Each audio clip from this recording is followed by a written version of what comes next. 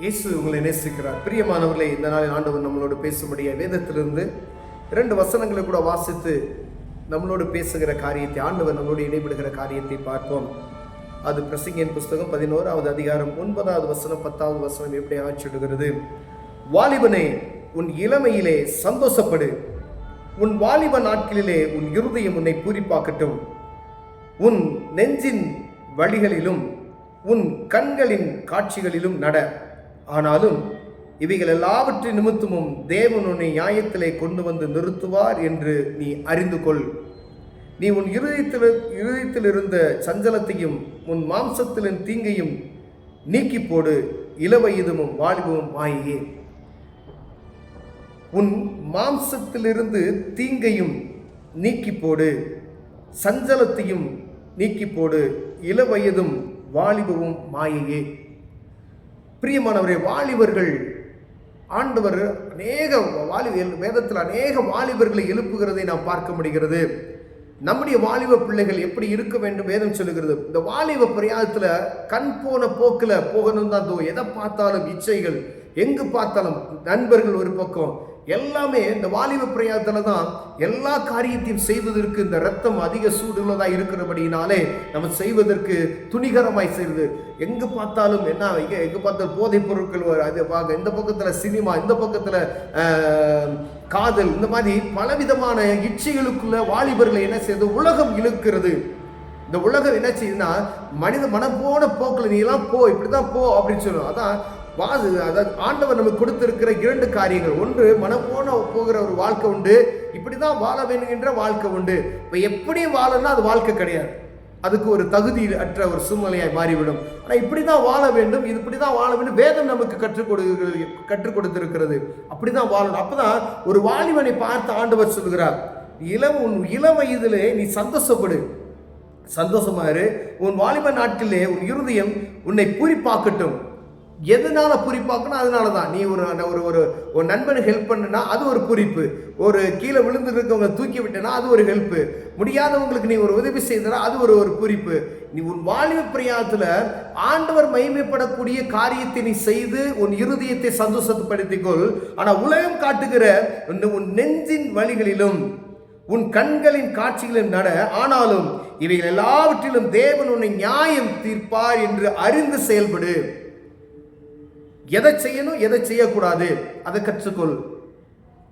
அதுக்கு தான் நீங்கள் பைபிள் வாசிக்கணும். வாலிப பிள்ளைகள், வாலிப சகோதரிமாரும் சரி, வாலிப சகோதரர்களும் அந்த குறிப்பிட்ட ஏஜ் வரைக்கும் என்ன செய்ய நம்ம பைபிளை தொடர்றதே கிடையாது. ரசிக்கப்பட்ட 12 வயசுல ரசிக்கப்பட்டவங்க இருக்கிறாங்க. ஆனால் இந்த +1 இருந்து 10th வெளியே போனாவே அவங்க காலேஜுக்குள்ள பெரிய ஒரு இதுக்குள்ளே போயிடுறாங்க. அப்போ அவங்களுக்கு பைபிள் வாசிக்கிறது கிடையாது. வீட்டில் படித்து அவங்க எவ்வளோ புத்தி சொல்லி கொடுத்தாலும் அதை கேட்காதபடி அந்த குறிப்பிட்ட இடத்த விட்டு நம்ம வெளியில் போகும் பொழுது உலகம் உங்களை முழுமையை மூடிக்கொள்ளுகிறது. அந்த இடத்துல நீங்கள் ரொம்ப கவனமாக இருக்கும்படி ஆண்டவர் இது மாயை என்று சொல்கிறார். இந்த வாலிபம் மாயையாம், இளவயதும் வாலிபமும் மாயையே. இந்த வாலிப பிரயாணத்தில் நீ எதை செய்யணுமோ அதை தான் செய்யணும். இந்த வாலிப பிரயாணத்தில் நீ போய் ஃப்ரெண்ட்ஸோட சேர்ந்து சண்டை போடணும் அப்படின்னு சொல்லி அதெல்லாம் தப்பு. இந்த வாலிப பிரயாணத்தில் ஆண்டவர் மகிமைப்படுகிறதுக்கு முதல் நீ கற்றுக்கொண்டு அப்படின்னு சொன்னால் அப்புறம் உலகத்தாரை நீ என்ன செய்யலாம், சந்தோஷப்படுத்தலாம். முதல்ல என் தேவனுக்கு இது பிரியமான காரியமா என்று பார்த்து செயல்படணும். இது எனக்கு தகுதியா இருக்குமா?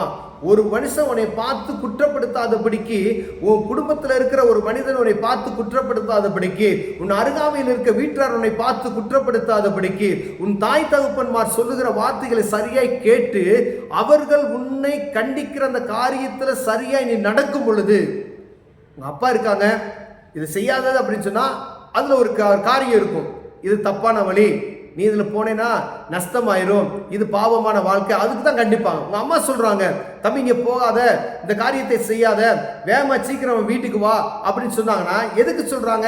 மனப்போன வாழ்க்கையில் நீ போகலாம், நீ போய் ஒரு ஆபத்தில் சிக்கி கூடாதுன்ற ஒரே ஒரு காரியத்தின் நிமித்தமாக அவங்க இறுதி என்ன செய்கிறது, படபடித்துக் கொள்கிறது. பிரியம் அவர்களுக்கு தான் தெரியும். உன் நண்பர்கள் சொல்லுகிறாங்க, நல்ல இடத்துக்கு நீ இப்போ இங்கே போகாதரா, மாப்பிள்ளை இங்கே போகாத அப்படின்னு சொல்கிறானா, அப்போ அவன் என்ன நல்ல நண்பன்?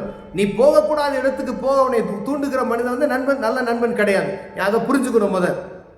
அதாவது மதுபானத்துக்கு குடிக்கிறதுக்கு நீ போற, உன்னை அழைச்சிட்டு போறா அப்படின்னு சொன்னாவே அவன் நல்ல நண்பன் கிடையாது.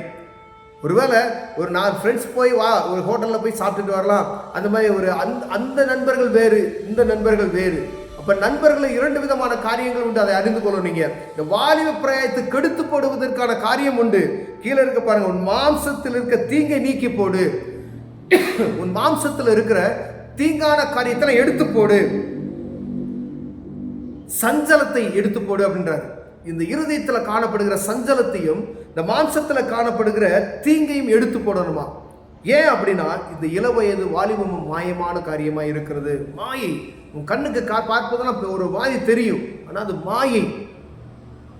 காணல் நீர் போல ஒரு இடத்துல தண்ணி தாகத்தோடு நீ கடந்த மெயின் ரோட்ல பைபாஸ் ரோட்ல நடந்து போனால் தண்ணி நிற்கிறது போல காணப்படுது. பார்த்தீங்களா? கிட்டக்கு போக போக என்ன செஞ்சிடும்? அது மாயை. தண்ணி மாதிரி தெரியும், பார்க்கறதுக்கு இது அழகா தெரியும், இது பார்க்கறதுக்கு அருமையா இருக்கும், ஆனால் வாழ்க்கையை கெடுத்து விடும். உன்னை அப்படியே நயவசனமா இழுத்து பள்ளத்துல கொண்டு தள்ளிவிடும். பிரியமானவர்களே, வாலிபர்கள் மிகவும் கவனமாய் இருக்கும்படி ஆண்டவர் விரும்புகிறார். வாலிப பிராயத்துல சிருஷ்டிகரை நினை, அவரை நினை, கடவுளுக்கு பயப்படுகிற பயத்தை பாரு. அப்ப ஞானத்தை ஆண்டவர் உண்டாக்குவார். இந்த வாலிபர்கள் வருங்கால சன்னதி என்று சொல்லப்படுகிறோம், வருங்காலத்துல தூண்கள் என்று சொல்லப்படுகிறோம். சபைக்கா இருந்தாலும், நாட்டுக்கா இருந்தாலும், ஊருக்கா இருந்தாலும் சரி, குடும்பத்துக்கா இருந்தாலும் வாலிபர்கள் மிகவும் முக்கியமானவர்கள். இப்போ உங்களை குறித்து வச்சுதான் உலகமே இயங்கிக் கொண்டிருக்கிறது. உங்களுடைய காரியத்தை வைத்துதான் உலகமே இயங்கிக் கொண்டிருக்கிறது. அப்ப நீ மதுபானம் அறிந்து விட்டு, போதைப் பொருளை அறிந்து விட்டு, நீ உலகத்துடைய காரியத்தை அறியாதபடி ஒரு மயக்கத்தில் இருந்தோமானால் நாளைக்கு என்ன நடக்கும், அடுத்த நிமிஷம் என்ன நடக்கும் தெரியாது. அப்ப எவ்வளவு ஜாக்கிரதை உணவுலாம் காணப்படும் பாருங்க. கிடைக்கிற நேரத்தை ரொம்ப கவனமா நீங்க பயன்படுத்திக்கணும். தங்கம்னு சொல்றாங்க, கோல்டு, டைம் இஸ் கோல்டுன்னு சொல்றாங்க. பார்த்தீங்களா? உன் வாலிப பையத்தில் நீ வீணடிக்கிற ஒவ்வொரு நேரமும் நீ இழந்து போகிற அந்த நாள் திரும்பி வராது. நீ வீணா சுத்துற நேரங்கள் மீண்டுமாய் வராது. அந்த நேரத்தை நீ பயன்படுத்திக்கொள். அப்ப காலத்தை பிரயோஜனப்படுத்திக் கொள்ளணும்னு சொல்லி ஆண்டவர் சொல்லுகிறார். பெரிய மாயமானதை பார்த்து நீ மயங்கி அதை தோற்று போய் விடாதே. அதனால ஆண்டவர் சொல்ல, வாலிப பிராயத்துல ஆண்டவரை நினைக்கும்படி ஆண்டவர் விரும்புகிறார். நீ வாலிப எல்லாத்தையும் பாரு, ஆனா ஆண்டவருக்கு பிரியமா இருக்கிறதா என்று பார்த்து அதை செயல்பட என்று சொல்லுகிறார். ஒருவேளை தவறான வழிகளை நீங்க போனீங்க அப்படின்னு சொன்னா அதை திருத்திக் கொள்ளுங்கள். ஆண்டவர் மேல பிரியமா இருக்கிறது நிமித்தமாய் ஆண்டவர்களோடு பேசுகிறார். பிரியமா ஆண்டவரே, வாலிப பிராயத்துல வாலிப பிள்ளைகளை பாதுகாத்துக் கொள்ளுங்க. உலகம் காணப்படுகிற இச்சைகளிலிருந்து இவர்களை விடுவித்து காத்துக் கொள்ளும்படி நான் செபிக்கிறையா, பாதுகாத்துக் கொள்ளுங்க. இயேசுவின் நாமத்தில் பிதாவே, ஆமென்.